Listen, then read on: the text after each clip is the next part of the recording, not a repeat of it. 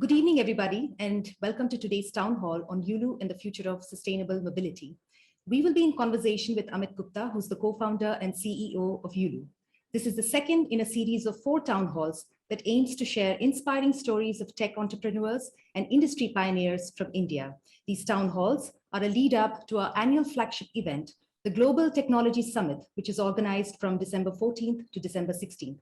The summit is hosted in partnership with the Ministry of External Affairs. It brings together policymakers, researchers, engineers, scientists, industry experts, scholars, and a variety of other stakeholders, both from within India and abroad, to discuss and deliberate on some of the most pressing issues in the tech space today. This year's theme at the summit is Global Meets Local. The working agenda, speakers, and other useful information on the summit are available on a specially curated website, gts2021.com. You will also find details of registration as well as useful resources here. I encourage you to visit and explore the website. With that, let's get started. Amit, as I mentioned, is the co-founder and CEO of Yulu. Yulu is a technology-driven mobility platform that enables integrated urban mobility across public and private modes of transport. Prior to starting Yulu, Amit played a key role in building India's first profitable internet unicorn, InMobi. He was instrumental in building its revenue engine and its expansion to more than 15 countries. Amit is also an active angel investor and has invested in multiple startups across India and the US. He graduated from IIT Kanpur and Harvard Business School. He's the recipient of the prestigious Distinguished Alumni Award from IIT Kanpur. In today's conversation, we will focus on his journey as an entrepreneur, from building India's first internet unicorn to revolutionizing sustainable transportation, and his journey to becoming an angel investor. Amit, welcome and thank you for joining us today. Thanks, Priya. It's a pleasure to be here. Thank you, Amit. If I could start with this question, Amit, what does Yulu mean? And can you share with us how this name came about? So it's an interesting story. First of all, Yulu means simple. And our idea is that mobility in India is a complex topic and very inspired with the fact that if something has to become big, adopted by the mass, then it has to be simple. So that's how we believe that a simple solution for a complex problem, and that's where Yulu personifies his name, comes into picture. And this actually means simple in Chinese, by the way, which is not a cool topic, but yeah, for whatever it takes.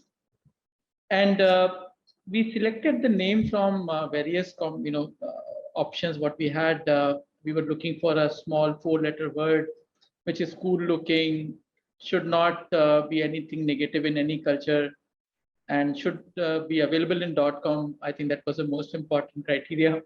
So we are yet to acquire that though. And looking at several options, we actually found this name to be very relevant. It was ticking out of the boxes, and hence we chose this name. It's a very interesting story, Amit. The next question I have for you, I think, is one that you're probably asked often a lot, but I do think that it is an important part of an entrepreneur's journey, the point or the place or the thought or the idea where it all begins. So can you tell us a little bit about how and why you entered the space of shared mobility? Yeah, so this problem, what I'm trying to solve, or we are trying to solve at Yulu, is not just faced by me. It is faced by almost each one of us living in big city. But for people who are familiar with Bangalore, they can relate with that even more, where 1 or 2 kilometer journey sometime will need 1 hour. And my life was no different. I was reasonably happy and excited working with InMobi. My office and home luckily was only 2.5 kilometer when we moved in 2013-14 timeframe. And then it started becoming literally 15 minutes. So it was 7 minutes and then became 15 and then half an hour, 45 minutes. And sometime God knows, when will I reach?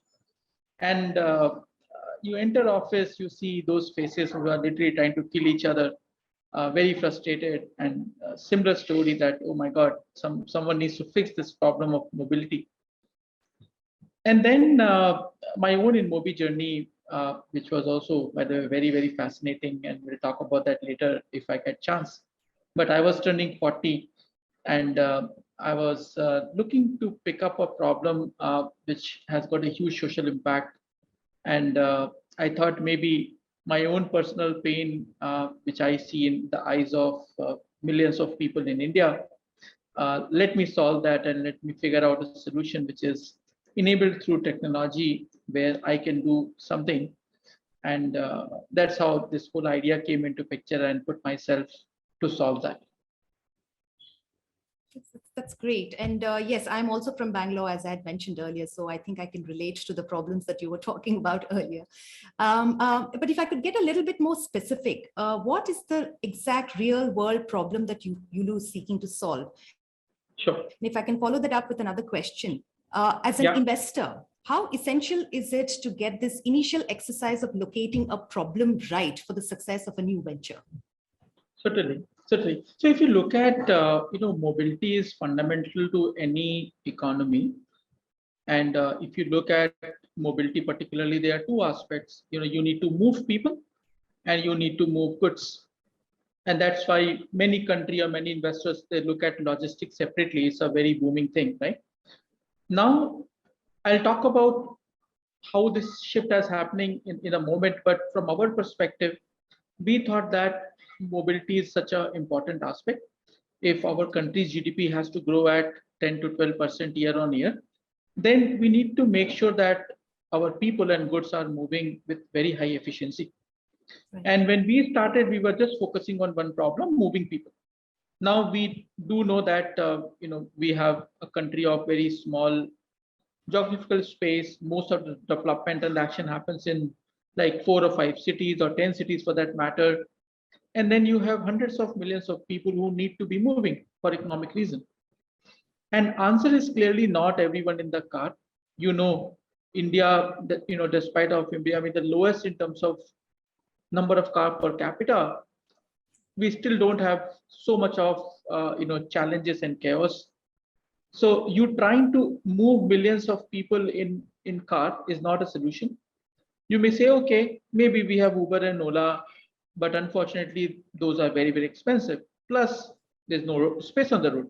So physics says that you need basically a solution where you can move a lot of people efficiently. Now, a good answer for that is public transportation. And I think if you look at cities like London, Paris, New York, they all basically have a very, very strong public transportation network. Right. But the challenge is that even if you talk about public transportation system, let's say New Delhi, where you are currently based, the average distance of a first mile, last mile is 3 kilometers and 5 kilometers respectively. How do you get from your home to metro or metro to office? And that's where what you call it as a micro mobility plays a big role, where you are trying to use metro or a bus, but your accessibility is limited. And we thought that maybe future cities of India, we will all use metros and buses, etc. But for the first mile and the last mile, Yulu can play a role. So that was our original part of the vision, where we basically partnered with Metro, which is Delhi Metro, Bangalore Metro. We also partnered with a lot of offices, real estate owners, who were very kind to give us spaces in their tech parks and business areas so that people can use our vehicles without any problem. The second equation of when Yulu got started, so we were not only trying to decongest our road, but we're also trying to decongest our air, which is like, taking off the pollution, which is right now the talk of the town. And back then, our thesis was very simple, that you basically go and attack the way usage is happening, and you replace that with something which is cleaner. And it was no surprise that when we got started, our first product was actually a bicycle, which is a mascot for sustainable mobility. At the same time, bicycle, as you know, is not a practical product for India for two reasons primarily. First reason being that our distances which we need to travel, 3.5 and 5 kilometers respectively, they are very long. Second, our weather condition does not allow us to use bicycle in a very efficient manner. And we had a choice of using a petrol scooter, solving this problem of short distances. But our mission said, no, we are trying to solve not only the traffic congestion, but also the air pollution. Let's do something different. And EV was the answer. And while answer was easy, implementation was not. We did not have any ecosystem around electric mobility in 2018 when we started. There was no vehicle, there was no battery standard charging infrastructure, a lot of chaos. Investors were not willing to, bet on that. They were like, I don't understand this. So we did have our own share of challenges, and I'll talk about that. How we overcome that and why we choose why we did what we did later. But clearly, from our perspective, we got this solution where people are able to find these bikes which are placed in every residential area, commercial area, and public transportation using an app, pick it up, and then drop to your near to your destination. And all of this is happening in the most environmentally sustainable manner, fastest in terms of your efficiency, and most affordable. Yulu, by the way, is the cheapest way to move around. It is 50% cheaper by the auto rickshaw, which happened to be the cheapest mode of commute, as you know, on the private side, on the private side. And this is where we basically have got a disruption. We think that the solution set we have built is highly scalable and it is future ready. It is solving the problem of the congestion, air pollution, sound pollution, everything that ticks the box, and affordable, most importantly, which is important for India. Right. So fascinating. I'm just wondering, the fact that a lot of the autos refuse to take you from point A to point B in Bangalore, I think that's a running joke, right? So I'm assuming that was also that also plays into the success of Yulu, or rather, I hope. Yeah. But if I could expand the canvas a little bit, you spoke about how you sort of located this opportunity, and I'll come to questions around the challenges and constraints that you might have faced along the way. But before that, could you tell us a little bit about the shared mobility space in India? How competitive is it? How innovative is it? And why and how do you think it will solve India's problems and challenges? Certainly. So if you look at shared mobility, it's not a new idea, just to start with. We did have auto rickshaws, we did have those manual rickshaws, and there's nothing called like us. But at the same time, when you talk about shared mobility in the new age tech world, they will relate that with Uber, Ola, Lyft, Didi, etc. Just to set the context right. Now, what is the big change if you look at this whole thing? Certainly, Uber brought a big revolution. The concept of you clicking a button, car comes to you, picks you, drops you at your destination was actually fascinating. It actually addresses a lot of challenges. But the challenge, which is still yet to be solved, at least using car, that whether the business model works or not, especially in the countries like India, where we don't have a lot of people who are willing to spend 500 rupees per day for their daily commute. Our affordability is more of $1, not a $10. And this is where the bigger challenge is. It's not about availability of the product, it's about the feasibility of the product. And this is where Yulu comes into picture, where we thought that for those distances, if you are, let's say, using a public transportation, then for your 3-kilometer journey, most of the time, 90% of the time, you are alone. You don't need a big vehicle, by the way. And India being blessed with a reasonable weather, we are not a below degree or snow and things like that. So more than 300 days across the country, major cities, you basically can use a two-wheeler. By the way, 80% of vehicles in India are two-wheeler, which also is a testament of the fact that two-wheeler is a practical vehicle of choice in India. And you basically are able to create a product which is 97% smaller in terms of the road space, and like 95 or 98% cheaper than a car. And this is where the disruption is, where I'm still giving you a mobility option from A to B. It's faster, it's cheaper, and hence basically it ticks all of the boxes. And you layer that with the fact that there's no driver, because you are driving on your own. And we believe, and sometimes we laugh, that the Western world is trying to solve this problem of providing mobility as a service by autonomous car. In India, we don't need it. No, we don't have space, first of all. So that's why we think differently. And yes, we can make a self-driving two-wheeler also, autonomous two-wheeler, but it's okay. Maybe you just press a button, it will take you around. And maybe we can come up with three-wheel or four-wheel scooters to move you safer than maybe a two-wheeler product if you don't know how to ride a two-wheeler. But essentially speaking, it's our version, which is much more frugal and practical for countries like India. And this is where the disruption is. So you're disrupting this whole mobility in urban setting by innovative product using EV, which is transformative with multiple dimension. Not only it is cheaper, it is actually also easy to run. Sustainability is another element. And we think that this whole thing, when you layer that with artificial intelligence, some IoT, some sensors, and then you're able to create a magical experience that basically, creates into a huge solution for this problem. That's great. So I guess now the next question I have for you is then through this journey, what were some of the constraints or challenges that you faced, whether they were practical or operational or even policy related? So for instance, what I'm thinking is, your currently your presence is in 3 metro cities, but are you planning to extend beyond? And how will that play out, especially in places where you might not find the right infrastructure? Internet connectivity might be poor, mobile penetration might be poor, right? And also, what about practical problems? For example, how do you ensure that the bikes are not stolen? Or, there are multiple people sort of going through the vehicles, right? This sort of a turnover or throughput, if you will.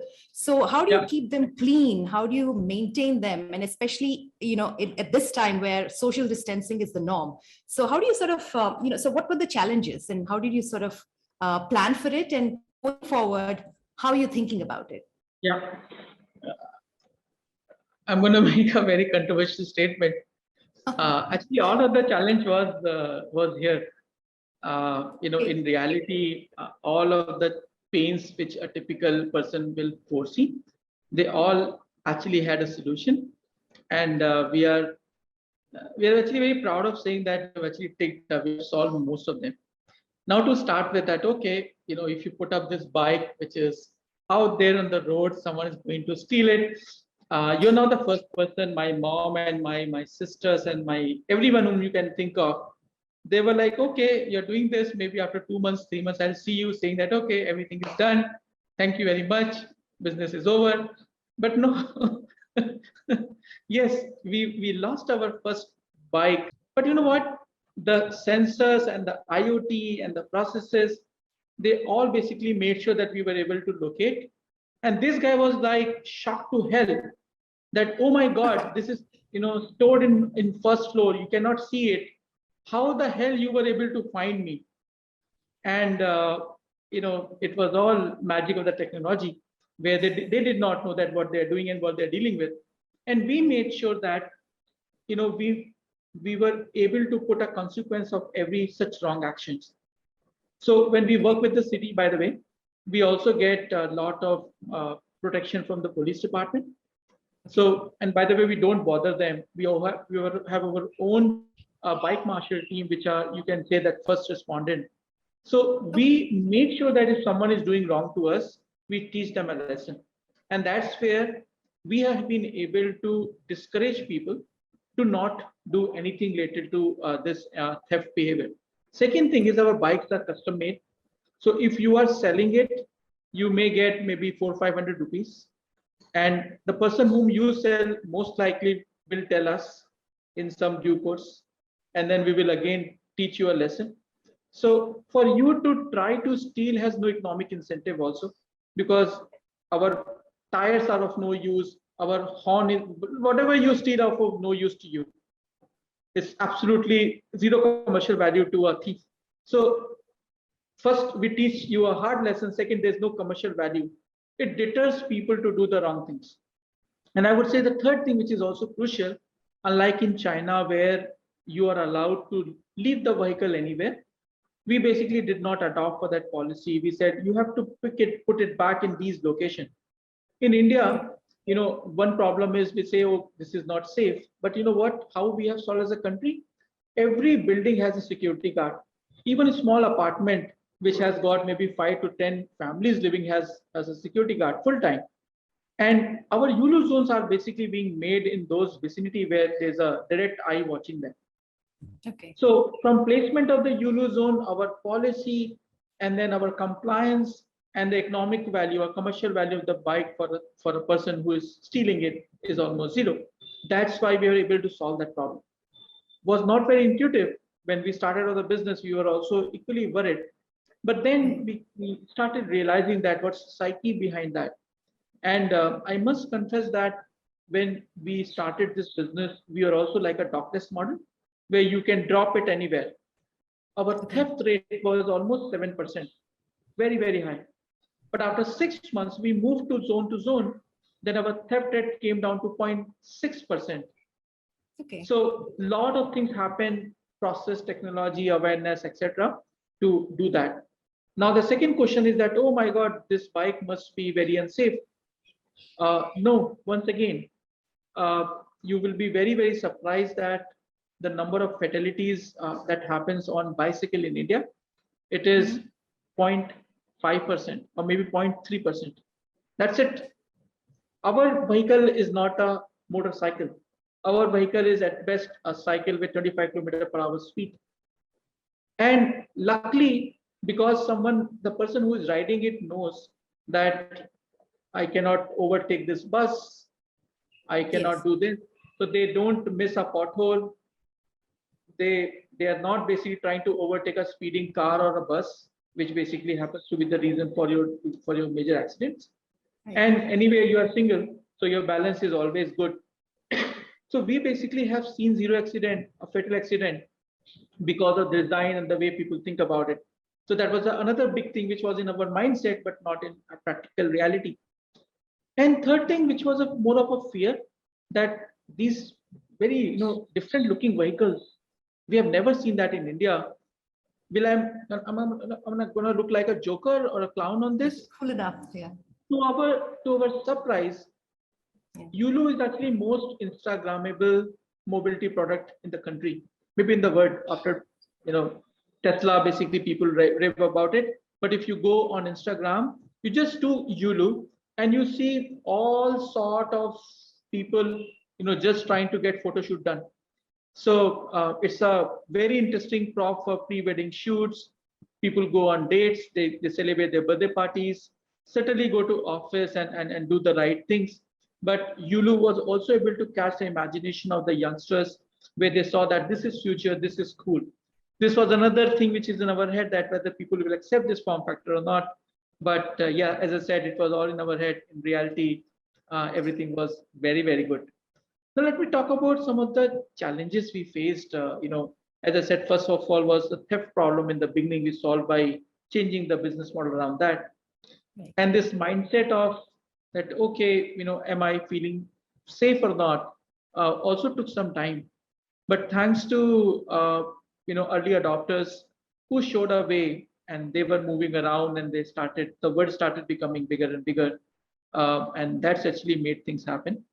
I think there is still a larger section of society which is not using Yulu, who think that it's still not safe.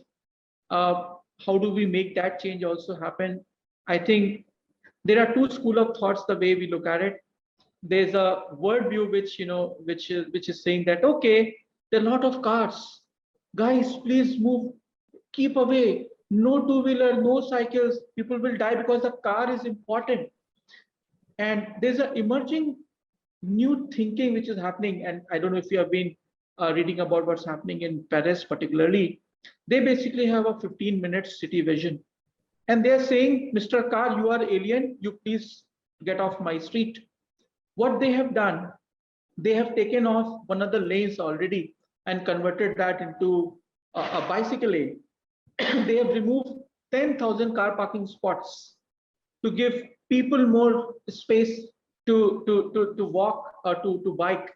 Right. They have made all of their roads, major road, maximum speed is 30 kilometers, which was 50 or 60 in the past. They made it 30 kilometers. So they are saying Mr. Car, you don't belong to me. You figure out your life. My city is for pedestrian. My city is for this mode of mobility. And this is where we basically look. The second school of thought is about that if 80% people in our country, by the way, don't have vehicle, and you are saying the 2% people who have car, they are the most important people, they will take all of the road resources. No, that's actually BS. I don't come from that school of thought. This is where we actually need now the policy makers to think about it. And they should say that, okay, I get it. We should make city livable for 95% people, and people who need to be in the car, let them go in some lane which is created just for them, so that they don't mess around with my 95% people who want to live and walk and ride with dignity and with safety in their head. In the free air, less pollution, no sound. Imagine the world we are living in. So this is the world I look forward to. This is a dream which we will live up to every day. And I know we are far away, but I think now what we see in some of the inspiring stories from the world, I am sure that there will be some leader who will wake up. And by the way, one more secret which is out there, up open, any leader who is basically picking up the sustainability as a core agenda is basically winning votes. So if someone wants to, become a leader or win election, this is the trump card. So I think if this is the trump card, some leader will say, okay, maybe my incentive, or I have a vested interest to become a leader, but yeah, city will get benefit. So this is not too far.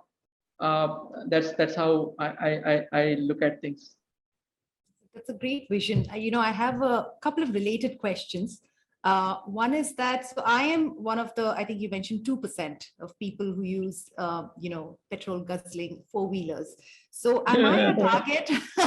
Am I a target for Yulu, target customer or consumer for Yulu?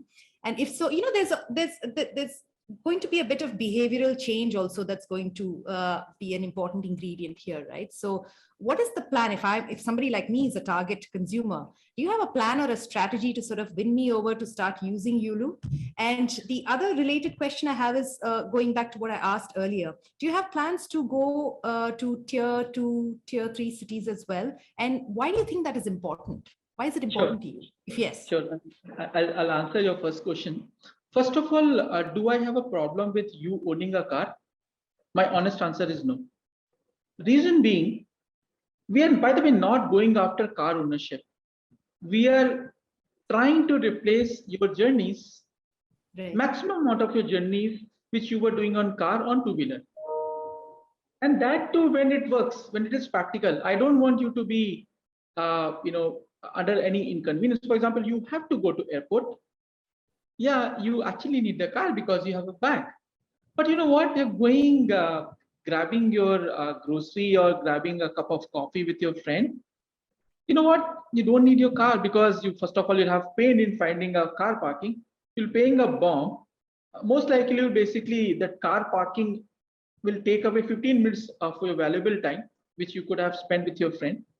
You're polluting less. So our idea is that we want to, first of all, replace your daily commute. So if you, let's say you are currently using car, and I don't know if you are happy being on the road for 2 hours, we would like you to use a public transportation, or there are several solutions now being coming up, and I'm sure they will come even more. Can you basically replace some of that to start with? And that's our pitch. See, people who are not 2%, they're anyway using public transportation. Number of people using Mumbai local, Delhi metro, etc. So we are like straight out of the bat solution for them, making their first mile, last mile much more affordable and sustainable. But people who are using car right now, our request is that, okay, for your neighborhood trips, can you think of using Yulu to start with? And when you are out with your family, absolutely use your car, because you need, when you are going 3 or 4 of you, please use car. But when you are going alone, can you be considering a solution which is far simpler? And this is where we think that things will start to change. When Uber came, Before Uber, when I have to go to airport, I used to call someone. My driver will come and drop me to the airport. But then I know that okay, there's Uber. Why do I wake up this guy at 4 a.m. To pick my flight at 6, right? Then I click a button. My car is still with me. I have, by the way, car. So yes, I'm not anti-car, but I am saying that when I need not to use a car, please don't use car. And certainly, if it is petrol or a diesel driven, then you have to be even more mindful. And that's where the EV story comes into picture. So this is the pitch which I have for you. Now, our usage goes beyond the use case which I just spoke about. After COVID, most of us who used to go out to eat, to shop, we were clicking buttons, right, on the app. The stuff was coming to us, and we saw that how the number of people on the road suddenly went up, and they were not going to office, they were bringing stuff to us. And that's where we got into what we call it as a goods mobility. So today, 50% of our fleet at Yulu is being used for food, grocery, and medicine delivery. And these gig workers who basically, again, don't have their own vehicles, they are using Yulu. And the good news is not only it is better for the planet and they've been empowered, it is also cheaper by almost 35% than the petrol vehicle. Right. And I'll talk about how this word is changing in a moment. But Yulu, not only the people mobility, also got into goods mobility from last 6 to 7 months in a decent manner. We are not yet into tier 2 cities, so you were right. We will be in tier 2 cities also. Our plan is to be in hundreds of cities in next 3 to 5 years. Having said that, the reason we have not entered a tier 2 market because we thought that we should prove a business model well in big cities, which is Delhi, Bombay, and Bangalore, before hyper expansion. And we think that now we have a good maturity of our vehicle and our charging infrastructure, etc. It is now easy to scale and replicate without any challenge. I also must confess that the way we are running this business, especially on the people mobility side, point A to point B, you pay me by the minute. Maybe tier 2 city will have a different pricing plan. Okay. Because there's a density argument, there's a area, if they don't have a public transportation, for example, then the movement will be multiple points to multiple points. When you have public transportation, then a lot of actions centers around the public transportation hubs. So it's easy for you operationally. But when there's no public transportation, people are moving from their home to places of work. And tier 2 cities are also, they're small, old markets and narrow lanes, etc. They don't have that infrastructure. So the movement will be very different, which basically, at least my intuition says that the pricing model will be different than what we are doing, let's say in Delhi, Bombay, and Bangalore. But time will tell. But goods mobility, which is reasonably straightforward. The person goes to a restaurant, picks up your favorite food, delivers to you. That is very homogeneous, very, very replicable with the same playbook. And we think that it's a very, very lucrative market for Yulu. And as far as our business plan is concerned, over next 12 months, we are looking at adding approximately 100,000 more vehicles. And by end of 2022, we should be in 7 to 10 cities. So, so that's the plan we are right now working for. And journey from 10 to 100 will be very different. I don't have all the answers. Hopefully, we'll figure it out maybe next year. Oh, that's great. That's great. I think I have a couple of questions I want to ask you, but let me just see if we have any audiences from the question as well. I think, yeah. One question that one of our audience has for you is, what sort of policy incentives do you think are necessary for businesses to start thinking about sustainable transportation? So honestly speaking, we don't need further nudge. And I think I can see Adita's second question on fuel price. Right. As I mentioned, so when in the context of the business, I'm not talking about you and I. In the context of business, and assume she's referring to, I hope Adita is a she, and my apologies if I'm mistaken. If it is about internet, delivery businesses, then we are talking about EV being cheaper. So it's no longer a social cause. It's no longer a carrot or the stick. Now the CEO and the CFO, they basically are going to drive this. Yulu is cheaper than petrol by 35%. There is no reason for any delivery to happen on petrol-based two-wheeler. China, all the deliveries are electric. They were led by policies because back then the parity of delivery happening on EV and on a petrol was not at the same level. But in India, right now with falling EV prices, the battery prices are cheaper. And then you basically have petrol prices at $100. The business model works perfect sense. So you don't need further policy. Literally, you're there as a country. It'll just happen like with a very, very fast pace. Yes, there are challenges related to supply chain currently. We must have been, you must have been hearing about chip shortage and component shortage. Yes, we're also struggling with that. But yeah, that actually impacts us by a quarter. Yeah, in big picture, no problem at all. And as far as the electricity costs are concerned, I think India, most of us know, is no longer deploying any new coal-based or thermal power-based energy plant. All of the deployment of new energy infrastructure is happening using renewable, and renewable energy is cheaper than our traditional source of energy. So I believe that with more and more solar power, wind power coming into play, the cost of energy will only come down. There's no reason for us to see energy costs going up. And luckily, India has abundance of sunshine and hydropower, whatever, wind power.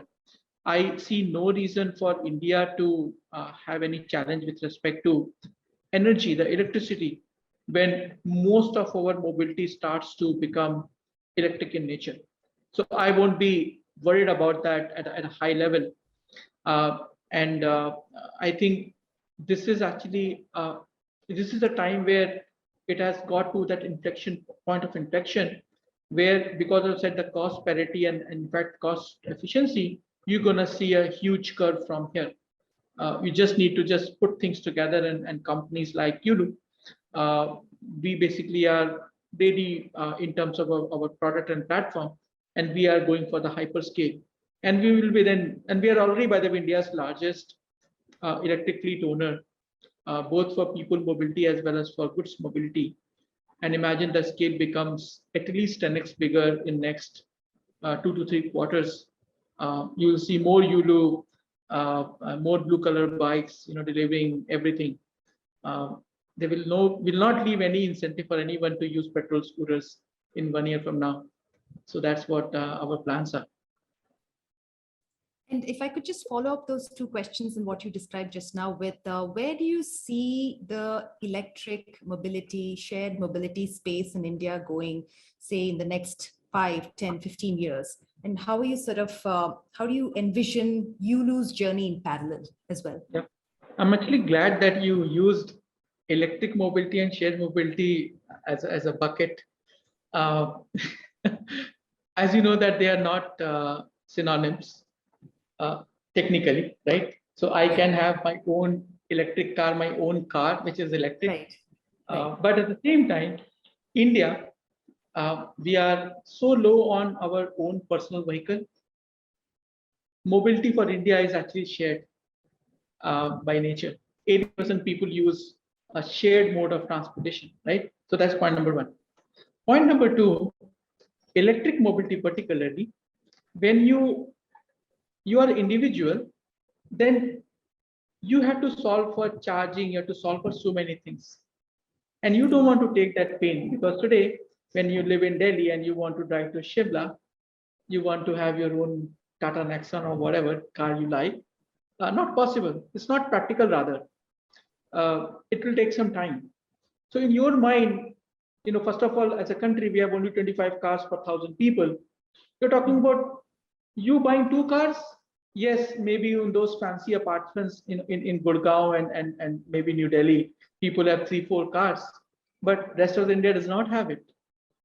Which means that for you, if you have to buy only 1 car, you buying electric car, not going to happen very easily, so soon. But when a fleet owner like you, when we basically say, okay, let's go electric, we make sure that the infrastructure comes along with the product. Right. And this is where the part Yulu has played really well. We have built not only the vehicle, this is a custom-made vehicle, we've also created parking infrastructure. And last but not the least, we've created the battery charging infrastructure, where you as an end consumer don't have to worry. You pick up my vehicle, leave it at your destination, you are sorted. Someone will come, swap the battery, and you were asking about how it happens. Everything happens through technology. There's a force which basically does everything in the background, and all you see is good thing. A ready to present bike, which is in a good condition, working condition charge, because someone else he came to the Yulu zone, made sure that before your trip, it was clean, it was sanitized, it was charged, everything happened. Right. So technology plus people layer, which is driving all of this thing for you to pick up and get your journey done. There's an integral part of that. Now to your larger question, how everything is happening. We believe that in India, electrification of mobility will be led by 2-wheeler, followed by 3-wheeler, and then 4-wheeler will happen. And in terms of the ownership model, it will be shared mode first, and the personal mode will happen later in some due course. And if you try to look at the big picture, the 2 things will stand out. First thing, it is 2-wheeler. Second thing is shared. And Yulu is right now the leader in this box. And this is the box or the bubble which is becoming like the largest, fastest growing when electrification. And once again, people have been moving. You and I have been going to our work and everything. What is changing underlying the way we are commuting? You're not going to let go your car. But if you are using your car, let's say 30 times or 30 times or 100 times per month, that will go down to 20 times, maybe 10 times. And then there will be a time in future we'll say ditch it. But I don't think so that time is going to come very soon. Same phenomena, by the way, is happening even in countries like US and many European countries. Same premise. They are saying that I need my car because I have this 10,000 things which centers around the car. But let me start moving my car journey with an e-bike. So the power assisted bicycle is becoming a fad over there. People are genuinely, and if you have friends in Paris, if you have friends in London, you just have a chat with them. They will tell that how many people have now transformed their daily commute from car taxis to these small, electric powered vehicles. And this is a real story like happened in last 1.5 years. So we believe that in India, same thing is actually going to happen. Yulu basically have solved for all of those infrastructure and platform and the product challenges over last 2.5 years. We basically will be one of the pioneers and leaders in this transformation. So this is where we see our role as far as India's mobility is concerned. Excellent. Thank you so much, Amit. That was very enlightening. I have a couple of questions. I just want to sort of understand your mind as an entrepreneur and an investor, which I'm sure our audience will enjoy as well and will want to know. In the previous town hall, Ajay Kaushal from BillDesk raised a very interesting aspect of his journey as an entrepreneur. He mentioned how being part of a group of founders was very important, and how they sort of supported each other through their journey. So the question I had for you and what I wanted to understand is, in terms of your own journey as an entrepreneur, what were the 2 or 3 key things that helped you? Was it family support? I know, as I mentioned earlier, I know that you come from a business family. Was it some early education? Was it your background or upbringing? What were the 2 or 3 key things that helped you in your journey as an entrepreneur towards the success that you're seeing today? And the second thing, second question I had is, you're now also an investor. You're investing in many startups. So there are a lot of in the tech space. There are a lot of entrepreneurs who turned investors. So I'm just wondering, is this sort of a natural progression? You move from an entrepreneur to sort of an investor. What is the thought process there, and what is prompting you? Sure. You actually asked many questions, very, very interesting and important ones. So let me try to do justice. I'm just trying to structure my thought. So what role my own family background played in me becoming an entrepreneur? I think one of the biggest contribution is that when I became an entrepreneur, entrepreneurship, first of all, was not seen as a cool thing. It was seen as a stupid thing. And when I told my father that, hey, I'm leaving this job, which was reasonably high paying job with a US based firm, and I'm doing this, he thought that something is not right with me, either emotionally, mentally, or financially. It was not cool. Not only that you have to be crazy and you have to be insane to be an entrepreneur, people who will be joining you need to be, if not equal, half crazy, because who will take 50% cut in their salary, who will work 2x of the time, who will take uncertainty in their life and chaos that comes with as a package. Not easy at all. I think me coming from a business family made that fear smaller. So I was very clear after my college days that I should be an entrepreneur. I did not know what does it mean, but all I knew that I need to be on my own after this milestone when I turned 30. And when I was about to turn 30, a month prior to that, I left my job. I had no idea. I said, okay, I'll do something. That was the case. So that was the entrepreneurship part. I think as a trait, what now I have seen that you mentioned about Ajay, very crucial that you need to pick your core team very, very well, and I believe it's a kind of a spouse relationship where you have bedded together and you go for long innings. And also famous saying that if you want to go fast, go alone, but if you want to go long, then you need to have your team and the folks around you. Right. And that actually links the second point where when you try to do a startup, you need to get into with a long time frame. You just cannot go and do something heroic and then also anticipate or also expect that everything will happen in a matter of couple of years. That does not happen. At least that does not happen in India for sure. Look at any successful company which you respect, from Book My Show to Make My Trip to you just name it, Zomato or anyone. Everyone basically has played a decade worth innings.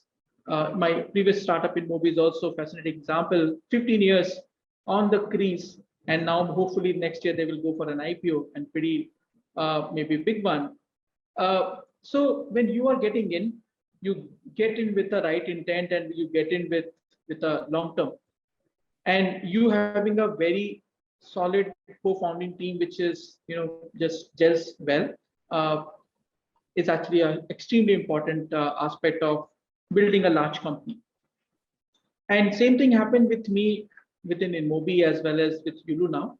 So both companies, I'm blessed having 4 co-founders, running the show, and I think that it's an integral part of every successful startup, at least in India, for sure, that you get into that mindset. One thing which got changed from my Inmobi to Yulu journey, I started finding purpose more important. And yes, there are businesses which you can build, make a lot of money and move on. But are you changing the word? Are you making word better? So one can always make a very successful company by generating a lot of wealth for the stakeholders and investors, etc. But did I bring joy to a person who is not part of this financial goodness? And that's what started becoming more important for me as an individual. And you ask about what do I look for? So now I look for people who are deeply committed, not only with their time, but also deeply committed to the cause. And if that cause is not just making another company, yet another company which is there to make you happy as an investor, yeah, that is important, but that's not at least my most important criteria. So are you solving the problem that matters to us, to the world? And if you are able to create goodness for the stakeholders, which is larger, your customers, etc., bring people out of poverty and do something, whatever it takes. Right. That's what actually motivates me and inspires me a lot. And this is where some of my most favorite investments are also centered around them, where someone picked up a problem, which is just without, with the intent of doing more than just creating financial goodness. So that has been my favorite cases. Fantastic, Amit. So, risk appetite, patience, an ecosystem, and purpose. Thank you so much, Amit, for taking the time to join us and our audience today and sharing your insights on the industry and your personal experiences. Thanks a lot. So I think we've run out of time. So to our viewers, thank you for listening in. I hope you found this town hall session as engaging and enlightening as I did. We have 2 more exciting town halls lined up for you in the coming 2 weeks. The details will be up on our website, carnegieindia.org, as well as the social media handles on Instagram, Twitter, Facebook, as well as LinkedIn. So please take a look. We also have many interesting sessions and speakers at our summit lined up. We have interesting sessions on a variety of contemporary tech-related issues, from encryption, tech and sustainability, global strategic digital partnerships, cloud, cryptocurrencies, space, and yes, sustainable mobility as well. And our growing list of speakers includes Kiran Mazumdar-Shaw, Arundhati Bhattacharya, Nivruti Rai, Christian Klein, Marshall Irwin, and Mahima Datla, and more. So please do take a look at our website, gts2021.com, and register. Please also share with your friends, families, and colleagues who you think will find any of the sessions interesting. Thank you again, and have a great evening.